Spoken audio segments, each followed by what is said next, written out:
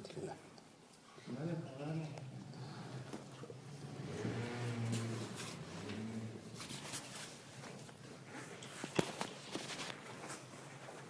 لله رب العالمين وصلى الله وسلم وبارك على نبينا محمد وعلى آله وأصحابه أجمعين أما بعد. On entre Inch'Allah Azza wa Jal dans notre 7e cours dans lequel on étudie le livre qui s'appelle ou qui est intitulé Mi'ata su'alin wa jawabin fil aqida, 200 questions et réponses dans la aqida. Ce livre est écrit par Ahmad ibn, ou plutôt Hafid ibn Ahmad ibn Ali al-Hakami, rahimahullah ta'ala. Et dans ce livre, le sujet qui est traité, c'est la croyance du musulman. Et l'auteur de ce livre nous enseigne la croyance correcte que doit avoir le musulman à travers des questions et des réponses qu'il nous donne. Alaykoum salam wa rahmatullah, en se basant pour ces réponses sur le Coran et la Sunna. Car le domaine de la croyance, comme tous les autres domaines en relation avec la religion, ne peuvent être pris que dans le Coran et dans la Sunna, qui sont les deux sources de révélation auxquelles croit le musulman et le croyant. Et la semaine passée, on a abordé le sujet de la foi et on a lu certaines questions dans lesquelles l'auteur du livre nous définit la foi et nous montre que la foi se trouve dans 3 endroits qui sont le cœur, la langue et les membres. Alaykoum salam. C'est-à-dire que la foi n'est pas une chose qui se trouve que dans le cœur, mais la foi se trouve dans le cœur, de même dans la langue et aussi dans les membres. Donc c'est un ensemble de convictions, de paroles qui sont prononcées et d'actes qui sont pratiqués par les actes. Cette foi augmente et elle diminue. Elle augmente lorsque le serviteur d'Allah Azza wa Jal multiplie les actes par lesquels il se rapproche d'Allah. Elle augmente quand il obéit à Allah Azza wa Jal, et elle diminue lorsque le serviteur d'Allah commet un péché par lequel il désobéit à Allah et qui va causer la diminution de sa foi. Également, les gens de la foi, les gens qui ont la foi, sont différents dans celle-ci. Certains ont une foi plus forte que d'autres, d'autres ont une foi plus faible que d'autres. Et ça, c'est la réponse à la 36e question qui était « Ma huwa al-iman » ? Qu'est-ce que la foi ? La réponse a été donnée et nous venons de la détailler. Après que l'auteur du livre a défini la foi et après avoir défini la foi et avoir cité qu'elle augmente et qu'elle baisse et que les gens sont différents dans celle-ci, il nous a cité dans la question suivante, qui est la 37e question, quelle est la preuve que la foi est un ensemble de paroles et d'actes. Ensuite, il a répondu en disant qu'Allah Azza wa Jal nous montre dans le Coran qu'il est celui qui nous a fait aimer la foi et qu'il a embelli dans nos cœurs. Donc c'est une première preuve nous montrant que un des endroits où se trouve la foi est le cœur. Ensuite, la parole d'Allah Azza wa Jal dans laquelle Allah nous dit فَآمِنُوا بِاللَّهِ وَرَسُولِهِ. Ayez donc la foi en Allah et en son messager. Et cette parole ou cet ordre qu'Allah nous donne d'avoir la foi, la conviction en Allah et en son messager, est la traduction de la parole Ashhadu an la ilaha illallah wa ashhadu anna Muhammadan Rasulullah, qui est l'attestation de foi sans laquelle personne ne peut être croyant et sans laquelle personne ne peut avoir la foi. Également, il a pris pour preuve la parole d'Allah lorsque les musulmans priaient en premier vers la direction de la Palestine, vers le Bayt al-Maqdis, et que Allah Azza wa Jal leur a ordonné de se tourner vers la Qibla qui est la Kaaba pour y prier constamment les 5 prières. Ils ont eu peur que leur prière qui avait été priée en direction de la Palestine ne soit pas acceptée par Allah Azza wa Jal. Allah leur a dit وَمَا كَانَ اللَّهُ لِيُضِيعَ إِيمَانَكُمْ. Et Allah ne laissera pas gâcher votre foi. Et la foi qui est citée ici, qu'est-ce que c'est ? C'est les prières qui étaient accomplies en direction de la Palestine. Donc Allah Azza wa Jalla leur a dit, ne vous inquiétez pas, vos prières que vous avez accomplies en direction de Bayt al-Maqdis ne seront pas gâchées et ne seront pas oubliées par Allah. Au contraire, vous en recevrez la récompense. Ce que l'on retire de ce verset, c'est qu'Allah a appelé ces prières comment? Foi. Donc on comprend que la foi n'est pas seulement une chose dans le cœur, mais elle est aussi des actes.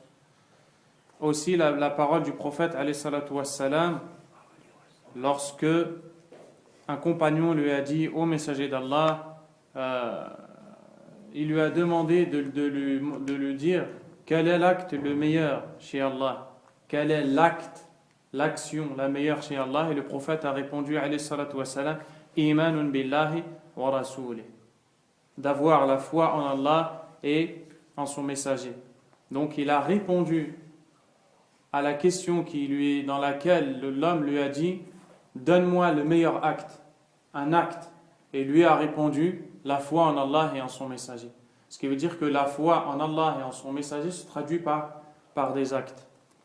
Ensuite, dans la question numéro 38, il nous a énoncé, ou il nous a mentionné beaucoup de preuves tirées du Coran, donc plusieurs versets dans lesquels Allah nous montre que la foi augmente. Car la question était, quelle est la preuve que la foi augmente et diminue? Et il nous a répondu en nous citant un certain nombre de versets dans lesquels à chaque fois Allah fait référence au fait que la foi monte. Et en aucun cas il ne parle du fait que la foi diminue. Pourtant, le cheikh qui est l'auteur de ce livre répond à la question qui est, quelle est la preuve que la foi monte et diminue, en ne citant que des versets dans lesquels Allah nous dit que la foi monte. Comment répondre à ça? En sachant que le cheikh ici a bien répondu à la question. Si elle a monté, c'est qu'à la base, elle était basse. Exactement. Si elle a monté, c'est qu'à la base, elle était à un niveau inférieur à celle dans lequel elle est arrivée. Et aussi, puisqu'elle monte, tout ce qui monte descend. Ça monte et ça descend. Et ensuite, il a pris aussi pour preuve le hadith dans lequel le compagnon qui est appelé Hanzala s'est senti hypocrite. Car lorsqu'il était avec le prophète, alayhi salatu wassalam, il disait, lorsque je suis avec le prophète alayhi salatu wassalam, et qu'il nous parle du paradis et de l'enfer, j'ai l'impression qu'ils sont devant mes yeux. Et lorsque je rejoins ma famille, que je me retrouve tout seul, ça diminue, cette conviction. La conviction ne diminue pas, mais ce qui diminue, c'est qu'il n'a plus l'impression que c'est devant lui. Il n'a plus l'impression que c'est devant lui. Le prophète alayhi salam a dit à l'ensemble des compagnons, si vous étiez dans la même situation dans laquelle vous êtes lorsque vous êtes avec moi, les anges descendraient vous serrer les mains sur terre. Ce qui montre que lorsqu'ils sont avec le prophète alayhi salam, leur foi est plus haute que lorsqu'ils ne le sont pas. Et enfin, la 39e question. Et avant d'entrer dans la 39e question, un hadith m'est venu en tête. Ce hadith, il est rapporté par l'imam Muslim selon Abu Huraira, dans lequel le prophète alayhi salatu wassalam dit Al-mu'minu al-qawi khayrun wa ahabbu ila Allah min al-mu'min al-dha'if wa fi kullin khayr. Le croyant fort est meilleur et plus aimé d'Allah que le croyant faible. Et ce hadith, il est clair pour nous dire que la foi, elle monte et elle descend. Il est clair pour nous dire que certains ont la foi forte, d'autres ont la foi faible. 39e question, السؤال التاسع والثلاثون ما الدليل على تفاضل أهل الإيمان فيه. 39e question, quelle est la preuve que les gens de la foi se surpassent ou aussi sont différents dans leur foi? Quelle est la preuve que certains ont une foi plus grande que d'autres? Pourquoi cette question-là? Parce que pour vous, ça vous paraît évident. Il est évident que les gens sont différents dans la foi et que certains ont une foi plus forte que d'autres. Mais cette question a été énoncée par les savants de l'islam quand ils ont montré aux gens la bonne croyance à avoir en réponse à une partie de gens qui ont dit que la foi n'augmente pas et ne diminue pas. Et certains ont dit que la foi n'augmente pas et ne diminue pas chez quiconque parmi les musulmans. Et ils ont dit que la foi de l'ensemble des musulmans, qu'il soit un savant ou quelqu'un de pervers, est égale à la foi de Jibril.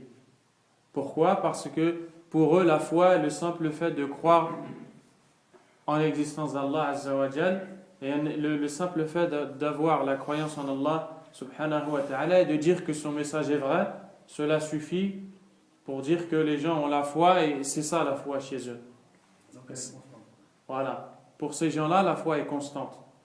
Lorsque ces gens-là ont commencé à parler sans science dans la foi, les savants de l'islam ont écrit des livres dans lesquels ils ont détaillé la foi et dans lesquels ils ont montré avec les preuves qui sont prises dans le Coran et dans la Sunna que la foi augmente et qu'elle diminue et que les gens sont différents dans la foi.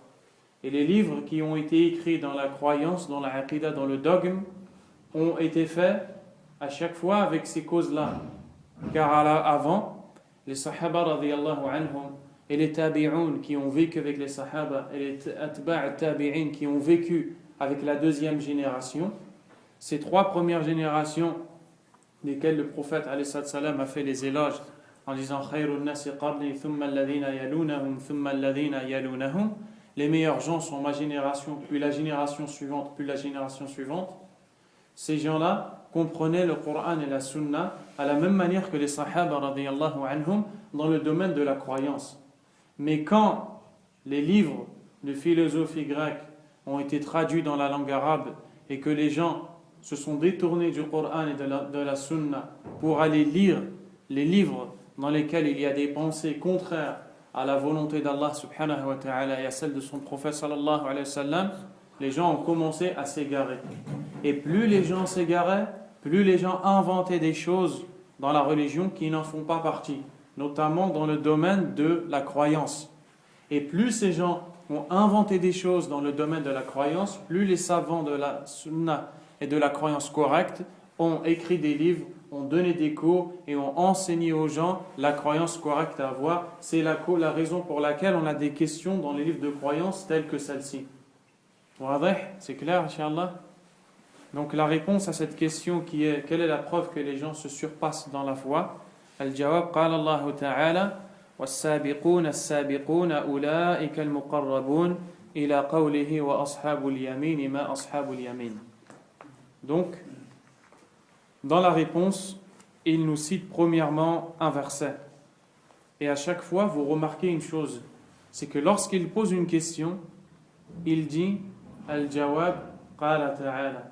La réponse, Allah, élevé soit-il, a dit. Et ce n'est pas pour rien qu'il fait ça. Premièrement, parce que le musulman puise les réponses aux questions religieuses dans le livre d'Allah. Car la religion tout entière vient du livre d'Allah, subhanahu wa ta'ala. Et également de la sunna du prophète, sallallahu alayhi wa sallam, car il est celui qui nous a enseigné le livre d'Allah. Et Allah a dit au sujet du prophète, alayhi wa sallam, هو الذي بعث في الأميين رسولا منهم يتلو عليهم آياته ويزكيهم ويعلمهم الكتاب والحكمة وإن كانوا من قبل لفي ضلال مبين.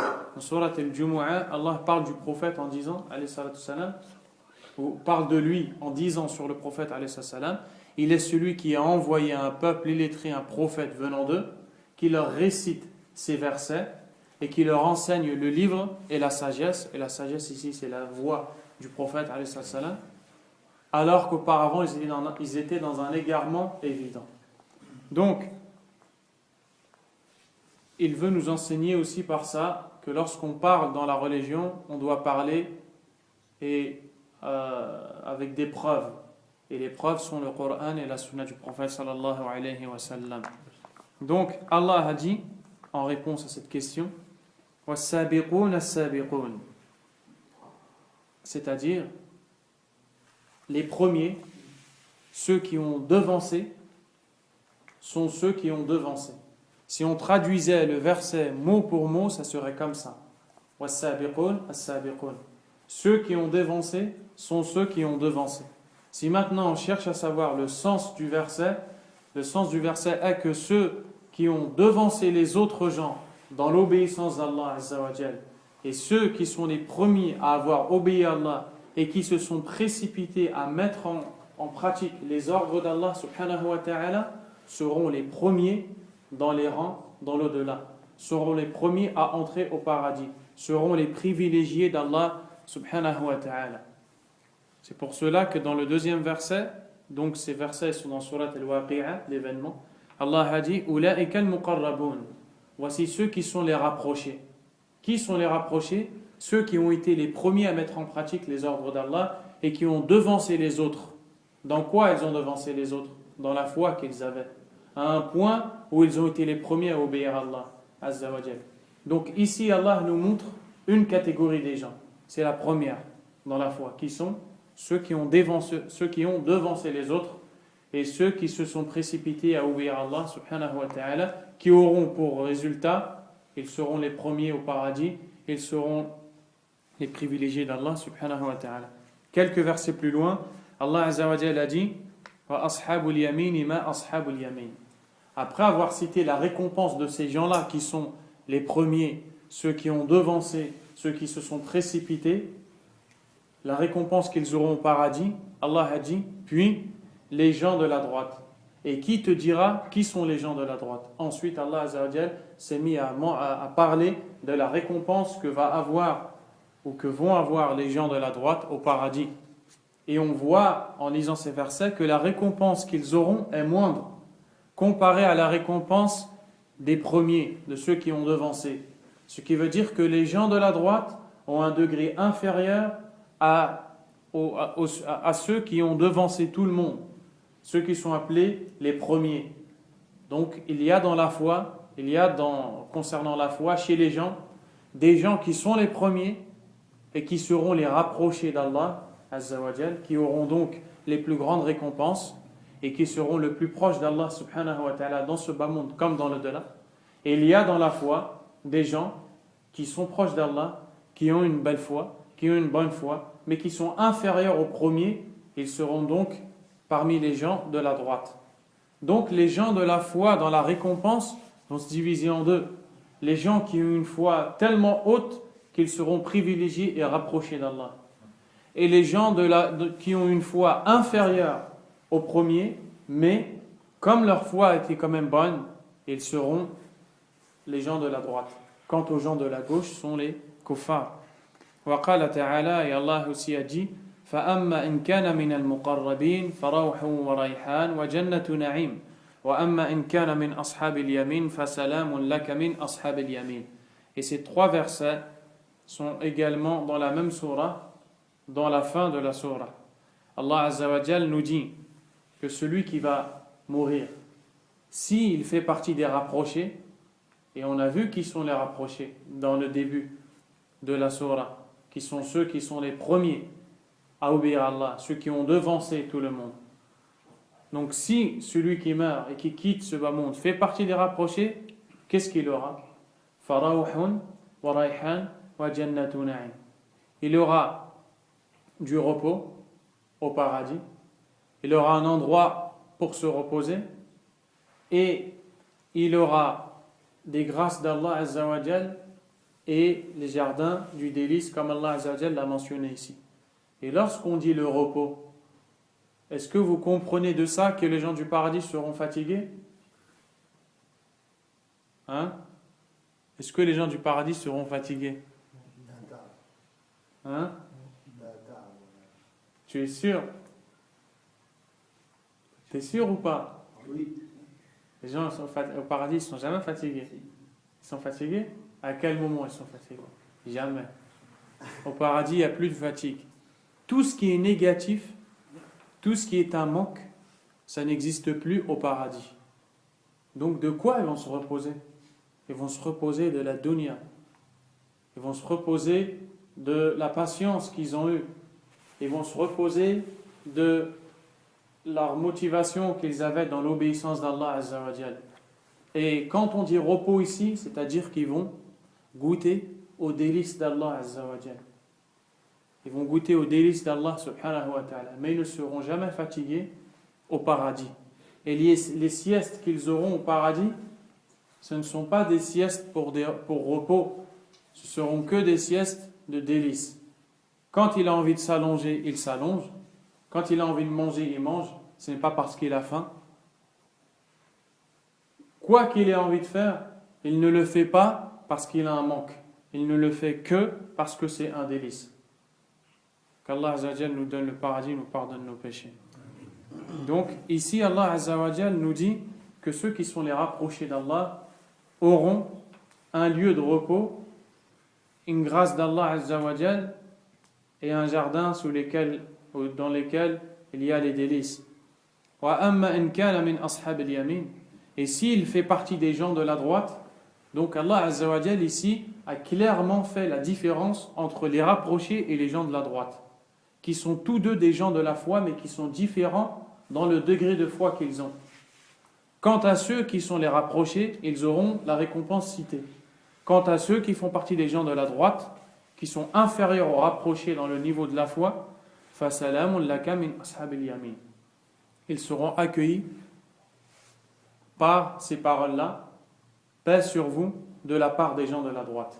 Les gens de la droite qui seront avec eux au paradis leur passeront le salam. Comme Allah Azza wa Jalla a dit dans Surat Al-Ahzab, Tahiyyatuhum yawma yalqawnahu salam. Leur salut lorsqu'ils le verront, lorsqu'ils verront Allah Azza wa Jalla, sera salam. Donc le salut des gens du paradis sera salam. Donc Allah Azza wa Jalla a fait différence entre les rapprochés et les gens de la droite. Wa qala ta'ala, et Allah Azza wa Jalla a dit, donc toujours dans la réponse à la question quelle est la preuve que les gens se surpassent dans la foi, فَمِنْهُمْ ظَالِمٌ لِنَفْسِهِ وَمِنْهُمْ مُقْتَصِدٌ وَمِنْهُمْ سَابِقٌ بِالْخَيْرَاتِ بِإِذْنِ اللَّهِ. Et le verset ici n'a pas été cité complètement. Et pour bien comprendre, on va citer le verset complètement. Allah Azza wa Jalla a dit dans Surat Fatir, ثُمَّ أَوْرَثْنَا الْكِتَابَ الَّذِينَ اصْطَفَيْنَا مِنْ عِبَادِنَا فَمِنْهُمْ ظَالِمٌ لِنَفْسِهِ وَمِنْهُمْ مُقْتَصِدٌ وَمِنْهُمْ سَابِقٌ بِالْخَيْرَاتِ بِإِذْنِ اللَّهِ. Donc dans ce verset, Allah Azza wa Jalla a dit, puis ensuite, nous avons donné en héritage le livre à ceux que nous avons élus parmi nos serviteurs. Et donc, lorsqu'Allah dit nous avons, ne croyez pas qu'Allah Azza wa Jalla parle de lui et des anges, ou parle de plusieurs, il ne parle que de lui. Mais lorsqu'il emploie cette façon de parler, c'est pour montrer la valeur qu'il a, subhanahu wa ta'ala. Et les rois d'avant, lorsqu'ils parlaient, en parlant d'eux-mêmes, ils disaient nous avons. Demain, nous allons faire telle chose. Ils ne parlaient que de lui. Ils voulaient montrer aux gens qu'il était important alors qu'il n'était pas important. Et Allah Azza wa Jalla, lui, a le droit de faire ça et de parler comme ça. Allah Azza wa Jalla dit, puis nous avons laissé en héritage le livre à ceux que nous avons élus ou choisis de nos serviteurs. Ensuite, Allah dit, il y a parmi eux celui qui s'est fait du tort à lui-même. Et il y a parmi eux celui qui est resté, comment ils disent en français? Il y a parmi eux celui qui est sur la moyenne. Et la vraie traduction de ce mot-là ici, c'est économe. Donc on va le laisser comme ça. Il y a parmi eux celui qui s'est fait du tort à lui-même, celui qui est économe en restant sur une voie moyenne, et celui qui s'empresse à faire les bonnes choses par la permission d'Allah Azza wa Jal.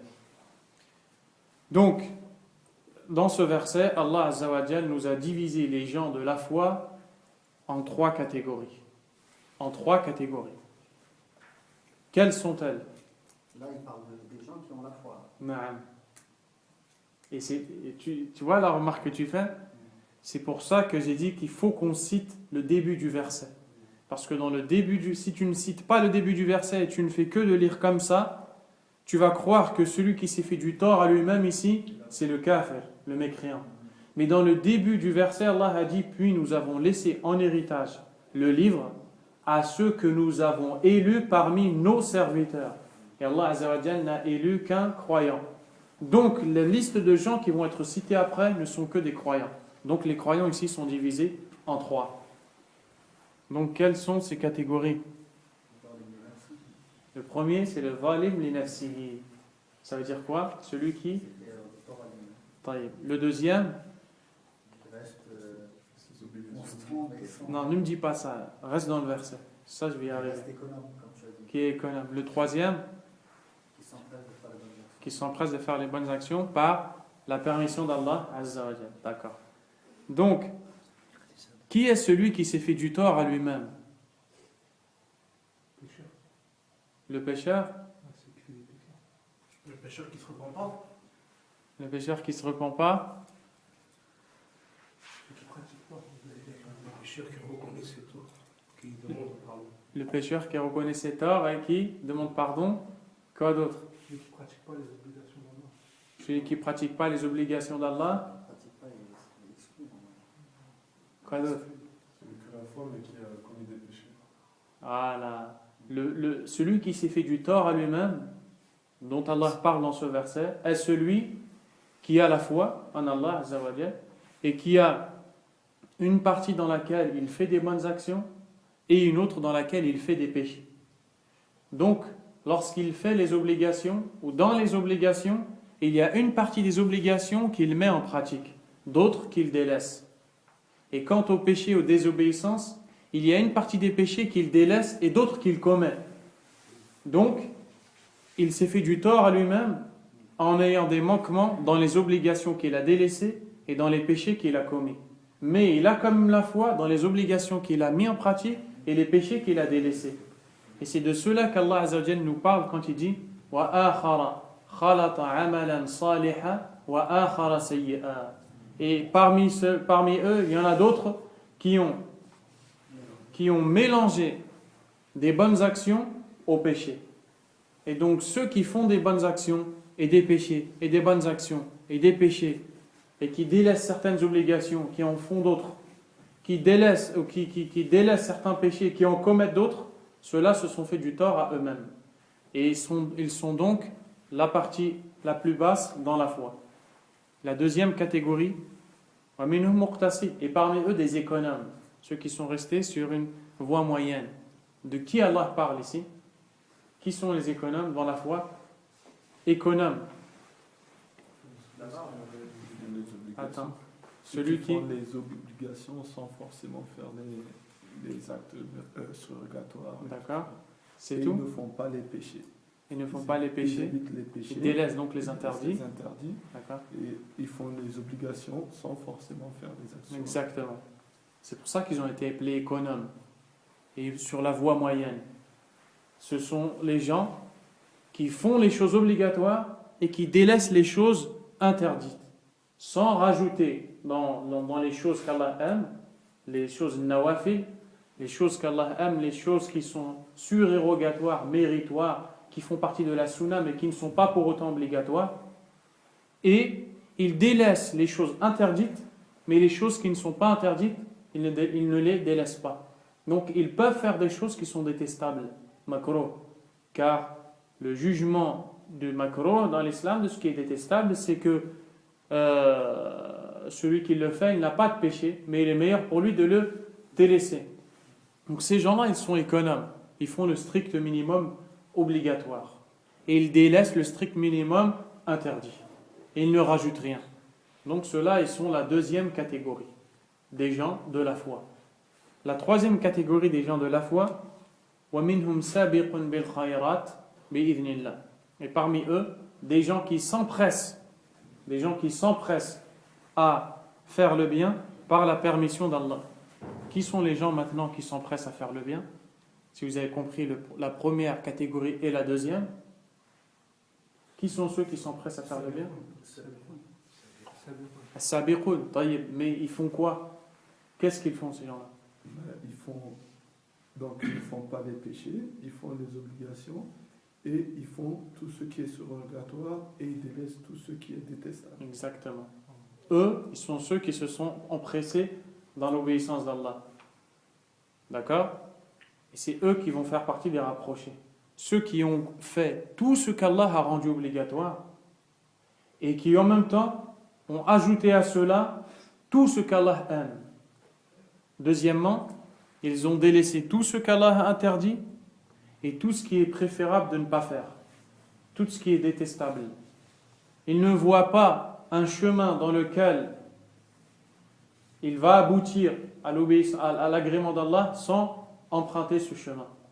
Ils ne voient pas une occasion d'entrer au paradis sans la saisir. Ils ne voient pas le moyen de gagner la récompense d'Allah Azza wa Jal sans le faire. Celui-là, c'est celui qui est appelé وَمِنْهُمْ سَابِقٌ بِالْخَيْرَاتِ بِإِذْنِ اللَّهِ. Et il y a parmi eux d'autres qui s'empressent au bien par la permission d'Allah subhanahu wa ta'ala. Et ce verset est une base. Ce verset-là, dans Surat Fatir, est une base dans les preuves qui nous montrent que les gens sont dans la foi différents. Il y a 3 catégories. Il y a ceux qui se sont fait du tort à eux-mêmes en commettant des péchés et en même temps des bonnes actions. Ceux qui sont économes en ne faisant que ce qui est obligatoire et en délaissant que ce qui est interdit. Et ceux qui s'empressent vers le bien en faisant tout ce qui est obligatoire, délaissant tout ce qui est interdit, et en faisant tout ce qui est méritoire, surérogatoire, même si ce n'est pas obligatoire, et en délaissant tout ce qui est détestable. Et tout ce dont le délaissement est meilleur. Donc aussi on voit que celui qui se fait du tort à lui-même n'est pas forcément le kafir dans les textes du Coran. Car dans beaucoup de textes du Coran, de versets, lorsqu'on voit l'injuste, les injustes, c'est Allah nous parle Allah veut d'eux les kuffars. Mais ce n'est pas tout le temps la preuve ici. Ceux qui se sont fait du tort à eux-mêmes, ceux qui se sont fait de l'injustice à eux-mêmes, ici, ce sont les croyants qui ont eu la foi basse à un point où ils ont désobéi à Allah subhanahu wa ta'ala. Il reste une question à se poser ici. Puisque ceux qui s'empressent vers le bien sont les meilleurs chez Allah azza wa jalla, pourquoi Allah les a cités en dernier ici? Et puisque ceux qui se font du tort à eux-mêmes sont les moins bien dans la foi chez Allah, pourquoi Allah les a cités en premier dans le verset? Ils sont plus nombreux. Parce qu'ils sont plus nombreux. Une autre réponse? Pour montrer justement que ça croît, ça peut croître. Pour montrer que ça peut croître. Une autre réponse? C'est lui qui trouve. Masha Allah. Allahumma barik. Je crois que c'est une figure de style, enfin c'est une gradation. Pour dire, Pour dire quoi? je sais pas, pour genre d'aller au plus gros, enfin au plus gros nombre. Non, Abdel Karim. Sinon, par rapport à l'exemple, c'est comme si on pourrait le comparer au fait des musulmans. Là, je rigole parce que je sais qu'il ne trouvera pas. Vas-y, dis. Qu'on peut comparer par rapport à la masse, aux musulmans, Ouais. ensuite aux musulmans, ensuite aux mu'mins et aux muhsins. Non, ce n'est pas ça. Ça montre la valeur de la bénédiction d'Allah. Ce n'est pas ça non plus. Ce n'est pas parce que ça montre la valeur de la bénédiction d'Allah azza wa C'est jalla. eux qui rentreront en premier en enfer. Parce que c'est eux qui entreront en premier en enfer. Pas du tout. Qu'Allah les a préservés. Ibrahim, t'as une idée ou pas? Qu'est-ce que vous faites? Vous écoutez la réponse? Hein? La réponse, elle a été donnée par Mohamed Al-Amin Al-Shanqiti rahimahullah ta'ala. Et ce savant mauritanien est un des plus grands savants. Il a un tafsir du Coran qui s'appelle Adwa al-Bayan. Et dans ce tafsir, lorsqu'il nous commente ce verset, il nous dit, après nous avoir parlé sur le fait que les savants ont divergé dans la question, quel est le verset qui nous montre le plus la grandeur de la miséricorde d'Allah azza wa jal, ou plutôt quel est le verset qui nous appelle le plus à espérer la miséricorde d'Allah subhanahu wa ta'ala. Les savants ont divergé sur ça. Certains ont dit c'est la parole d'Allah où Allah a dit subhanahu wa ta'ala inna Allah yaghfiru dhunuba jami'a innahu huwal ghafurur rahim. Certes, donc dans le début du verset, ne désespérez pas de la miséricorde d'Allah. Certes, Allah pardonne tous les péchés. Certes, Allah est pardonneur et miséricordieux. D'autres ont dit que c'est wa inni la ghaffarun liman taba, le verset. Et je suis très grand pardonneur pour celui qui se repent. Certains ont dit que c'est la parole d'Allah azza wa jal lorsqu'il a cité les gens qui ont mélangé des bonnes actions au péché. À cela, peut-être qu'Allah va leur expier leurs fautes. Et il y a aussi beaucoup d'autres péchés. Beaucoup d'autres versets. Ash-Shanqiti rahimahullah voit que c'est ce verset-là qui nous fait espérer le plus la miséricorde d'Allah. Pourquoi? Parce qu'il nous dit que pour montrer à ceux qui se sont fait du tort à eux-mêmes qu'Allah accepte encore leur repentir et qu'Allah Azza wa Jal leur pardonne leurs péchés, il les a cités en premier. Et il les a cités avant ceux qui s'empressent d'obéir à Allah Azza wa Jal. Et le fait qu'il les a cités avant ceux qui sont meilleurs qu'eux, c'est pour qu'ils ne désespèrent pas de la miséricorde d'Allah subhanahu wa ta'ala.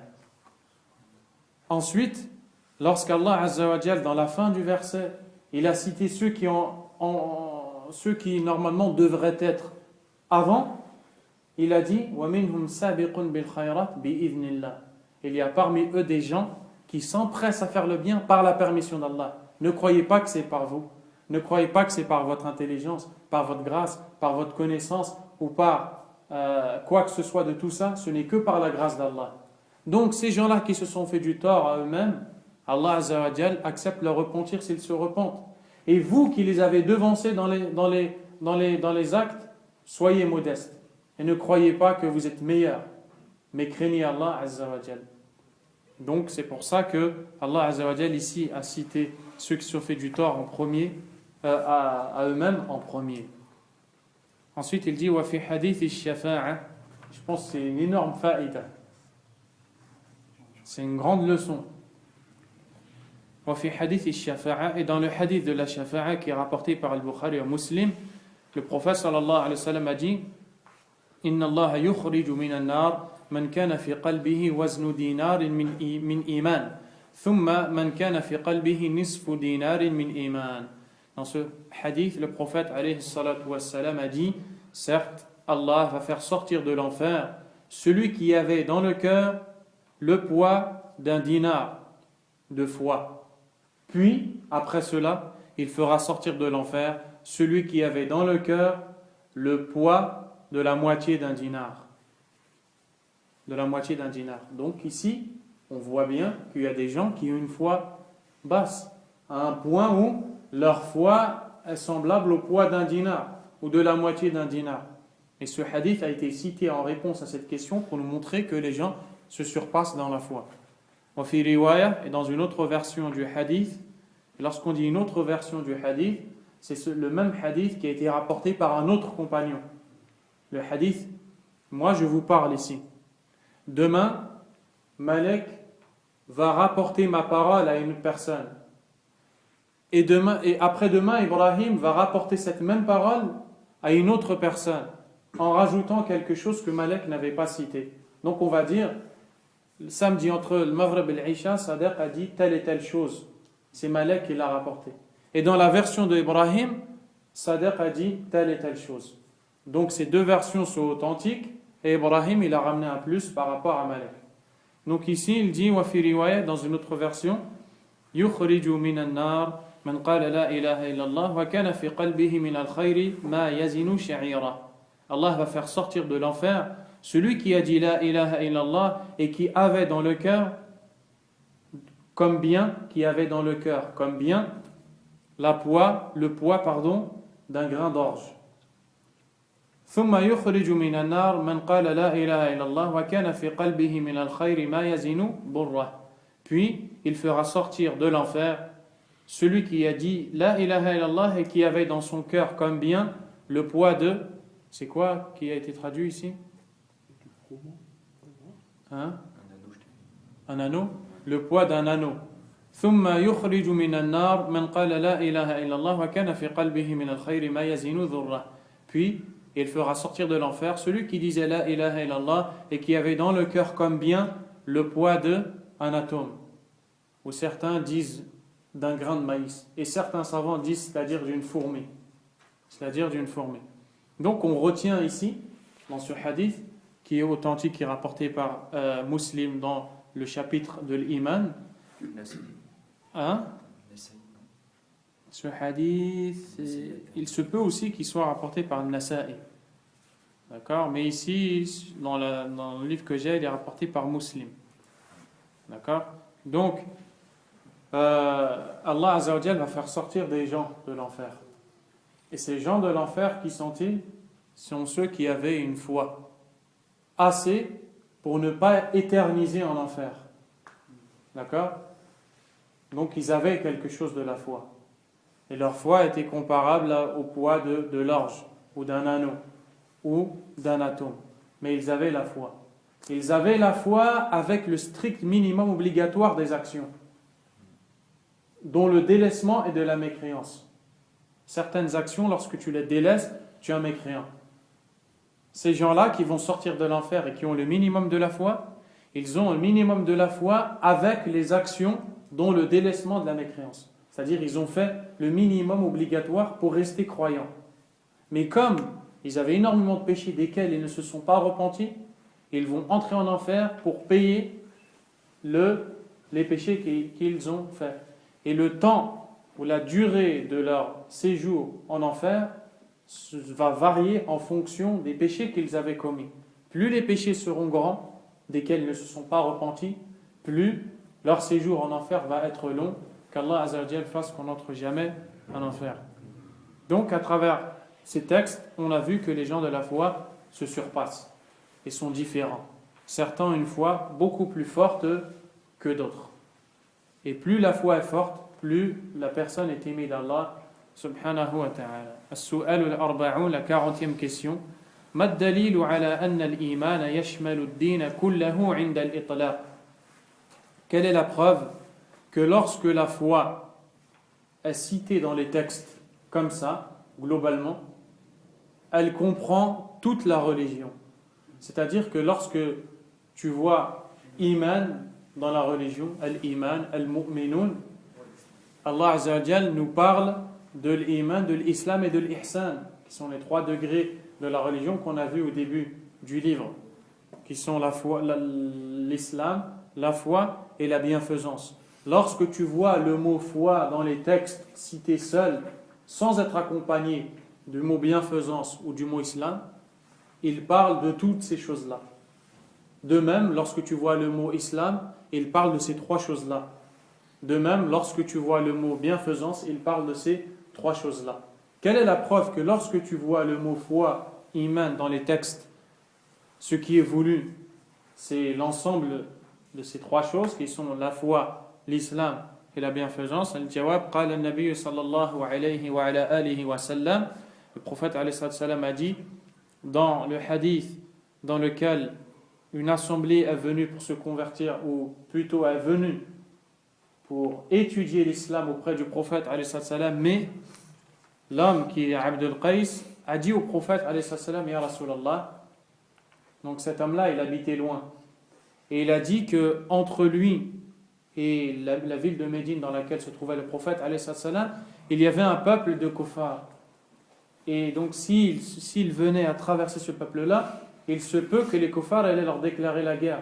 C'est la raison pour laquelle ils ne pouvaient pas venir tout le temps ou souvent voir le prophète alayhi salam. Ensuite il a dit, ordonne-nous donc une chose concise et claire dont j'informerai les gens à mon retour. Le prophète alayhi salam leur a dit, amurukum bil imani billahi wahda, je vous donne l'ordre d'avoir la foi en Allah seul. Donc ici Allah a dit, le prophète a dit la foi, l'iman. Qala atadruna ma al-iman billahi wahda, puis il a dit, savez-vous qu'est-ce que la foi en Allah seul? Qalu Allah wa rasuluhu a'lam, ils ont dit, Allah et son messager sont plus savants.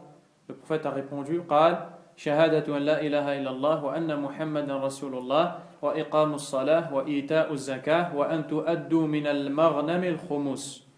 Donc le prophète a dit, pour définir la foi en Allah, il dit l'attestation que nulle autre divinité n'a le droit à l'adoration sauf Allah, que Mohammed est son messager, le fait d'accomplir la prière, de payer l'aumône, et lorsque vous gagnez un butin de guerre, de donner le 5e, d'en donner le 5e. Donc Allah, le prophète alayhi salam, a défini ici la foi par des actes apparents et par des convictions. Donc lorsqu'on dit, on ne parle que de la foi, on parle de tout. On parle des actes apparents et des convictions. Les convictions ici, dans l'attestation que seul Allah a le droit à l'adoration, ça c'est une conviction. Et que Mohammed est le messager d'Allah. Et les actes, tous les actes cités après, l'accomplissement de la prière, payer la zakat, et lorsque les musulmans ont un butin de guerre, d'en donner le 5e. Donc ici, on voit que lorsque dans les textes, il y a l'iman qui est cité, la foi, en fait, on parle de l'iman ou l'islam ou l'ihsan. On parle de la foi, des actes de l'islam et de la bienfaisance. La 41e question, السؤال الأول والأربعون ما الدليل على تعريف الإيمان بالأركان الستة عند التفصيل. Donc, après avoir vu que lorsque la foi a cité globalement ce qui est voulu, c'est la foi, l'islam et la bienfaisance, maintenant, lorsque la foi est citée de façon détaillée, quelle est la preuve que ce qui est voulu par la foi de façon détaillée, c'est les 6 piliers de la foi?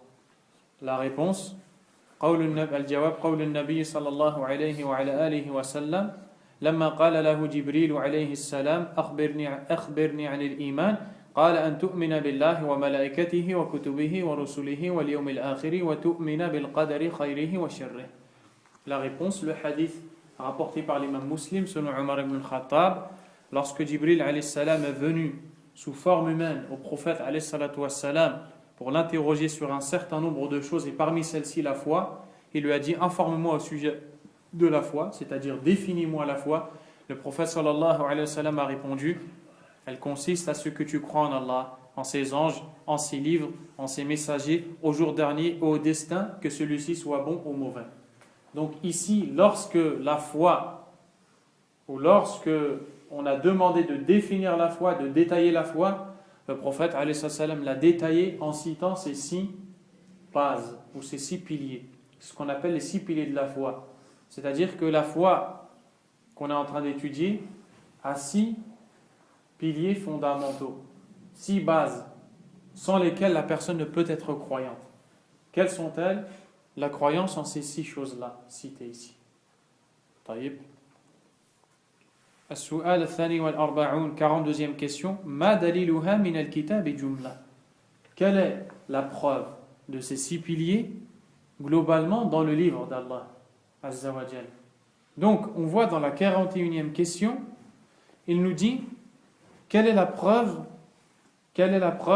de ces 6 piliers, ou pardon, quelle est la preuve que lorsque l'on cite la foi en détail, on parle de ces 6 piliers? Ça, c'est la question. Comme réponse, il aurait pu nous donner ce hadith-là et nous mettre avec les versets qui nous sont cités ici, dans la 42e question. Parce que dans la 42e question, quelle est la preuve du Coran de ces 6 piliers? Pourquoi il a cité d'abord le hadith et après les versets dans une autre question? Alors qu'à la base, la première preuve, c'est le Coran et après la Sunna. Lui ici, il a cité pour première preuve la sunna, c'est-à-dire le hadith. Et ensuite, il va prendre les preuves du Coran. Pourquoi? Qui peut me répondre à cette question? Dans le hadith, Te connaissant, je sais que tu as donné la bonne réponse. Vas-y. Sur les 6 qui sont regroupés dans le hadith, donc dans le verset, il faut combiner plusieurs versets. Exactement. Qu'Allah te récompense. Parce que dans ce hadith ici, le prophète alayhi salatu wassalam a mentionné les 6 piliers de façon claire et les a tous assemblés. Alors que dans les versets qu'on va voir, il y a un verset dans lequel il y a 5 piliers et un autre dans lequel il n'y en a qu'un. Donc, comme le hadith est une preuve qui a rassemblé directement les 6 piliers, il l'a cité en avant. Même si à la base, c'est le Coran qu'on doit citer en premier. Mais si le hadith rassemble toutes les preuves, contrairement à des versets qu'il faut rassembler pour avoir toutes les preuves, pour avoir tout ce dont on parle, eh bien c'est le hadith qui va être cité en premier. C'est pour ça qu'ici il a fait cette chose-là, en sachant que le Coran et la Sunna vont ensemble et que les deux sont la révélation d'Allah subhanahu wa ta'ala. Quelle est donc la preuve du Coran de ces 6 piliers? Al-Jawab, قال الله تعالى ليس البر أن تولوا وجوهكم قبل المشرق والمغرب ولكن البر من آمن بالله واليوم الآخر والملائكة والكتاب والنبيين. dans Surat Al-Baqarah, Allah Azza wa Jalla a dit la bonté pieuse ne consiste pas à ce que vous tourniez vos visages vers le levant et le couchant. Mais la bonté pieuse, c'est de croire en Allah, au jour dernier, aux anges, aux livres et aux prophètes. Donc il y en a combien ici? Il y en a 5. Le 6e est celui qui veut comprendre ce verset, il revient à l'explication, il revient au tafsir. Pourquoi Allah a dit la bonté pieuse, etc. وَقَوْلُهُ تَعَالَى إِنَّا كُلَّ شَيْءٍ خَلَقْنَاهُ بِقَدَرٍ. Et donc, le 6e pilier qui est la croyance au destin, Allah a dit, certes, chaque chose, nous l'avons créée avec sa mesure, c'est-à-dire avec sa destinée. Donc Allah ici parle du destin. Donc en assemblant les deux versets, on a ce qui a été assemblé dans le hadith cité avant. Et on a donc les 6 piliers de la foi qui sont la base de la foi que le croyant a, et sans laquelle personne ne peut être croyant. D'accord? Il nous reste une question maintenant. Pourquoi, dans ce verset, Allah Azza wa Jalla a cité les 5 piliers, puis, quand il a parlé du destin, il l'a cité seul? Qui peut répondre à cette question? Pourquoi le destin a été cité seul et il n'a pas été cité accompagné des autres? Quelqu'un peut répondre ou pas? T'as une idée, Ibrahim? Abdel Karim, t'as une idée? Riyad?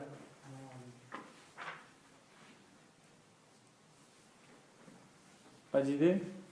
La réponse, c'est pour montrer l'importance particulièrement de la croyance en ce pilier. En ce pilier.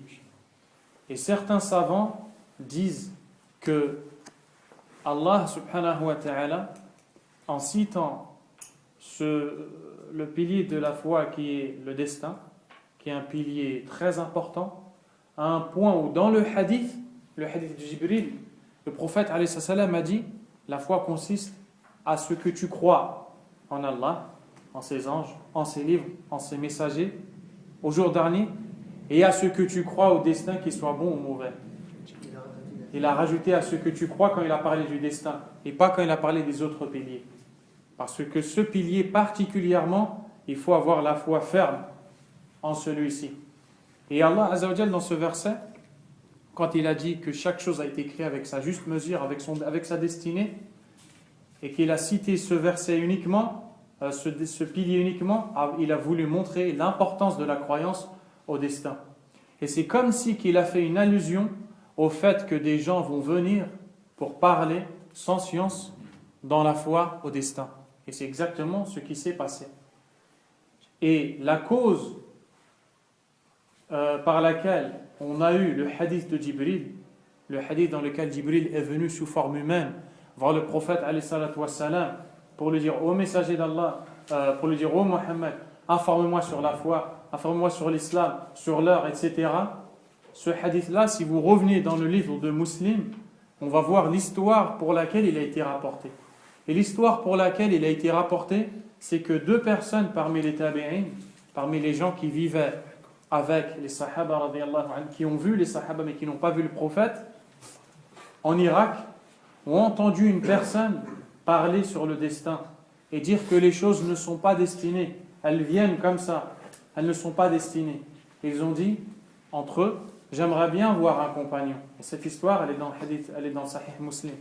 Ils ont dit, j'aimerais bien voir un compagnon qui a vécu avec le prophète alayhi salam, qui va me trancher dans cette question, l'histoire du destin.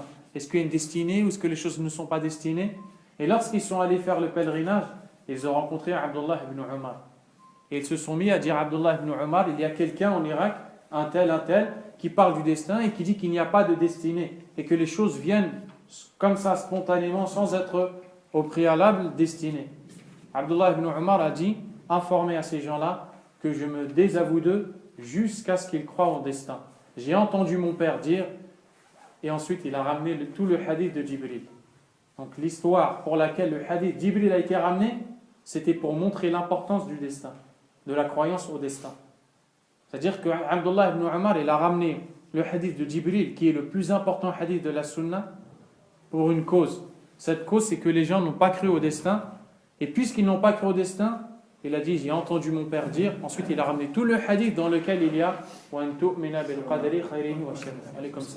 et que tu crois au destin, qu'il soit bon ou mauvais. Donc, la croyance aux 6 piliers de la foi c'est la base de la foi. Il reste combien de temps? 10. السؤال الثالث والأربعون 43e question. ما معنى الإيمان بالله عز وجل? Quel est le sens ou la définition de la foi en Allah, exalté soit-il? Donc, maintenant, après qu'il ait cité la foi, sa définition, le fait qu'elle monte, qu'elle descend, que les gens sont différents dans leur niveau de foi et qu'ils se surpassent, après qu'il ait montré que la foi, lorsqu'elle est citée globalement, on nous parle de tout, et lorsqu'elle est citée en détail, on nous parle des 6 piliers de la foi, maintenant, il va rentrer en détail dans chaque pilier de la foi. Et il commence par le premier qui est le plus important, qui est la foi en Allah, et il dit, quel est le sens de la foi en Allah? Al-Jawab, la réponse, هو التصديق الجازم من صميم القلب بوجود ذاته تعالى الذي لم يسبق بضد ولم يعقب به هو الأول فليس قبله شيء والآخر فليس بعده شيء والظاهر فليس فوقه شيء والباطن فليس دونه شيء حي قيوم أحد صمد لم يلد ولم يولد ولم يكن له كفوا أحد وتوحيده بإلهيته وربوبيته وأسمائه وصفاته. وعليكم السلام. Donc il dit dans la réponse à la question quel est le sens de la foi en Allah, réponse, la conviction pleine et la conviction ferme du profond du cœur en l'existence d'Allah Azza wa Jal, et qui n'a pas été précédé par un égal. Allah n'a pas d'égal qui l'a précédé, et il n'est pas rattrapé ou suivi non plus par un égal. Donc la croyance en Allah seul, subhanahu wa ta'ala, et en son existence. Il est le premier avant lequel rien ne fut. Le dernier après lequel il n'y aura rien, subhanahu wa ta'ala. L'apparent au-dessus duquel il n'y a rien. Et ici l'apparent, c'est un nom d'Allah, Zahir. Il veut nous dire qu'Allah, c'est un nom qui nous indique qu'Allah est au-dessus de tout. Qu'Allah subhanahu wa ta'ala est au-dessus de tout le monde parmi ses créatures. Et rien n'est au-dessus de lui. Al-batinu falaysa dunahu shay. Le caché, il n'y a rien en dehors de lui. Et ici, le caché, il veut dire que Allah azza wa jal est proche de ses serviteurs, bien qu'ils ne le voient pas. Il est plus proche d'eux que leur veine jugulaire. Comme Allah azza wa jal a dit dans le verset wa nahnu aqrabu ilayhi min hablil warid. Et nous sommes plus près de lui que sa veine jugulaire, la grosse veine qui est dans la gorge. Et lorsqu'Allah azza wa jal dit le caché ici, il parle de son attribut qui est qu'il est proche de son serviteur par sa science. Et que, il est proche de ses serviteurs par sa science à un point, tellement il connaît tous d'eux, il est plus proche d'eux que ne l'est leur veine jugulaire. Quant à lui-même, il est au-dessus des 7 cieux. Il n'est pas partout. Il est au-dessus des 7 cieux, subhanahu wa ta'ala. Et ces 4 noms, vous les trouvez dans les débuts de Surat al-Hadid, le fer. Ensuite, Allah Azza wa Jal dit, l'auteur dit, Hayyun. Allah Azza wa Jal, parmi ses noms, Al-Hayy. Al-Hayy, c'est le vivant dont la vie est parfaite. Dans cette vie, il n'a aucun manquement. Toi, tu es vivant, mais dans ta vie, tu es fatigué, tu es triste, tu as faim, tu veux te reposer, tu veux manger, tu as besoin. Allah Azza wa Jal a une vie parfaite, il n'a aucun besoin, aucun manque. Et cette vie, la tienne, elle a été précédée par le néant. C'est comme ça là. Et elle sera rattrapée par l'anéantissement. Au début, tu n'existais pas et plus tard, tu vas disparaître. Allah Azza wa Jal a une vie parfaite en elle-même et cette vie n'a pas été précédée du néant et ne sera pas anéantie. Qayyum, parmi les noms d'Allah, Al-Qayyum. Al-Qayyum, c'est celui qui n'a besoin de personne. Ils ont tous besoin de lui. Pour subsister, ils ont tous besoin d'Allah Azza wa Jal. Allah, lui, subsiste en lui-même, il n'a besoin de personne. Subhanahu wa ta'ala. Ahadun, il est seul, unique. Unique dans ses noms, unique dans ses attributs, unique dans ses ordres, dans ses interdits, unique dans ses promesses, unique dans ce qui vient de lui, subhanahu wa ta'ala, et unique dans le fait qu'il est le seul à avoir le droit à l'adoration. Samadun. Samad a été traduit par transcendant. Mais le mot samad, le nom samad, le nom as-samad, as-samad, c'est celui vers lequel tout le monde revient lorsqu'il a un problème. Dès que quelqu'un a un problème, il revient vers le samad. Le samad, c'est Allah Azza wa Jalla. De plein gré ou de mal gré. De bon gré ou de mal gré. Qu'il le veuille ou non. On revient tous vers Allah parce que parmi ses noms, as-samad. Et les Arabes appelaient leur chef de tribu samad. Pourquoi? Parce que quand il y avait un problème dans les tribus, ils allaient voir ce chef-là pour régler leurs problèmes. Lam yalid wa lam yulad. Il n'a pas enfanté, il ne l'a pas été. Wa lam yakul lahu kufuwan ahad. Et aucun ne lui a été égal. Donc, la première chose, quand on parle de la foi en Allah, c'est le fait de croire en l'existence d'Allah Azza wa Jal. Et que son existence n'a pas de début ni de fin, et qu'elle est parfaite, et que rien ne lui est égal. Et que tout le monde a besoin de lui, et que personne n'a besoin. Tout le monde a besoin de lui, et lui n'a besoin de personne. Donc on va résumer tout ça en disant que la croyance en Allah comprend 4 points. Le premier, la croyance en son existence.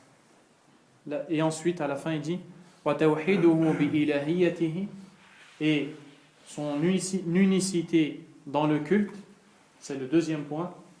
Troisièmement, وَرُبُوبِيَّتِهِ, dans la seigneurie. Quatrièmement, وَأَسْمَائِهِ وَصِفَاتِهِ, dans ses noms et dans ses attributs. Et c'est ce qu'on verra dans les cours prochains, Inch'Allah. Wallahu a'lam wa sallallahu wa sallam wa baraka ala nabiyyina Muhammadin wa ala alihi wa ashabihi ajma'in. Subhanakallahumma wa bihamdik, ashhadu an la ilaha illa anta astaghfiruka wa atubu ilayk. Barakallahu fiik.